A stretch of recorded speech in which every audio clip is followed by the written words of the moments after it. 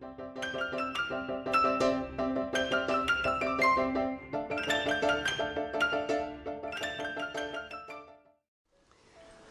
I'm Joy Hendry, and I'm the author of this book, which has recently been published by Extremis. And it's been very exciting for me because it's the first book I've published with a trade publisher. And I have been writing for a long time. I wrote my first piece at the age of 4 and sent it in to Listen with Mother radio programme. Sadly it was rejected, but they did a very nice letter and I didn't feel too bad. And then I became an anthropologist, cutting through a long period of not publishing anything. And since then I've written quite a lot, probably too much in a way. My favourite book, which I wrote in this very location in Scotland, is called Rapping Culture. And it's about Japan again, but it's about how people use a lot of rapping in Japan. And this picture, which I love to bits, was drawn by one of my tenants who also lived in this place. I'm in not the place where I worked, I'm in a place where I always came to write, so this is my writing location. And it was nice to have one of my tenants do a drawing for a book that was written here. And then I've written about Japan in many ways, but this one was more of a kind of general books. It talks about the Orient Strikes Back because Japan was represented in various world fairs and exhibitions, and it was really fun to go and look at cultural display around the world where Japan was represented, but other places too. So that's another part of the anthropology of Japan that I did. In fact, I've written so much about Japan that the publisher Brill, the academic publisher, did a whole fat book about containing all my articles. So writing is something that I always do and I love doing, and that's why I was delighted to be able to do this book for Extremis. And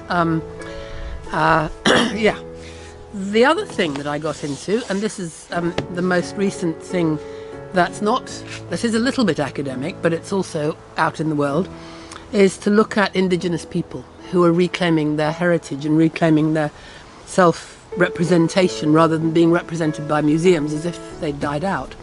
And so I've done 2 books on that subject. One, I got a grant and travelled around meeting Indigenous people and looking at their culture centres that they'd set up. So that was that book, and that picture is the one of the objects that is on display and in the centre that they've set up. And then the latest one is about science, Indigenous science. So science that Indigenous people developed and have been doing for ever. I mean, for as long back as their records go, which aren't very far. So they pass down their knowledge through things like art and poetry and stories. And they have incredible scientific knowledge, which we just ignored. You know, we, the Western powers, went around the world in telling people about science that we thought was important. And only recently have we noticed that not only is the science of Indigenous people important, but it's sustainable. And it's not destroying the earth that we live in. So that's what I'm quite excited about having done, as well as working in Japan. And but the very latest thing I've been doing is writing a bit of fiction, and that takes up these subjects of Indigenous people, not necessarily the science, but Indigenous people having a way to live which is acceptable in the world of climate change and problems with the earth. And it's a story of actually a Scottish girl who goes to Mexico, becomes a journalist, becomes an anthropologist, falls in love with a Mexican, gets married, has a child, and the child is their daughter, who takes up the case of Indigenous people and their ability to live within the confines of the world around them and to value the earth.